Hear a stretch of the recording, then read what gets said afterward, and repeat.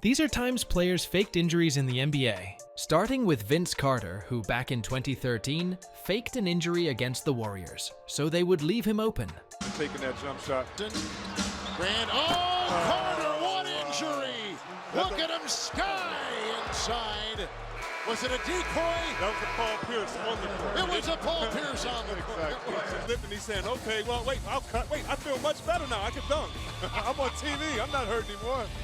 In this next clip, Jimmy Butler went down in the final seconds of a game against the Knicks. He won his team the foul call, but it was apparent just a few seconds later he was faking.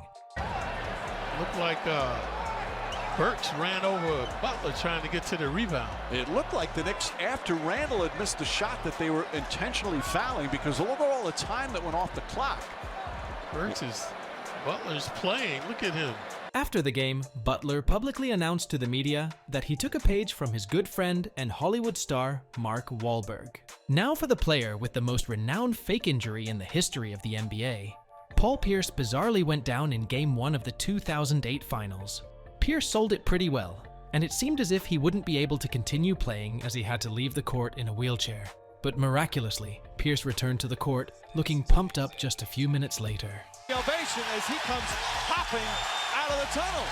Ainge told me that it is a sprained knee. You can see that sleeve on Pierce's right knee. He's going to give it a try, guys. Meanwhile, Kendrick Perkins remains in the locker room. It took 11 years, but Paul Pierce finally admitted why he had to fake an injury during the game.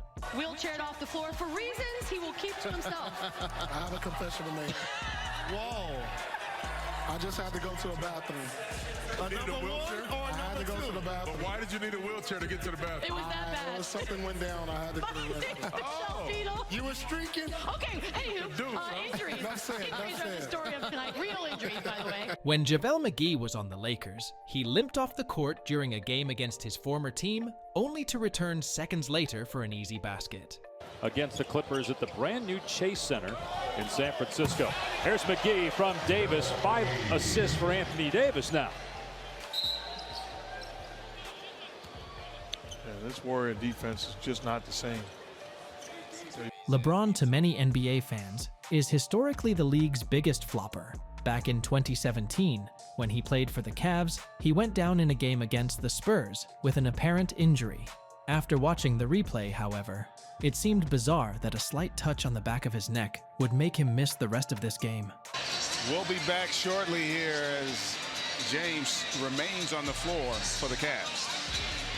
Many people at the time think he done this just to rest, since the game was already a blowout for the Spurs. The final fake injury we have in this video was actually against LeBron James, when back in 2014, Lance Stevenson pretended to be hurt and even had to open his eyes whilst down to check if his act was being believed. Lance Stevenson, who's doing a little bit of everything for the Indiana Pacers. This is a comical flop.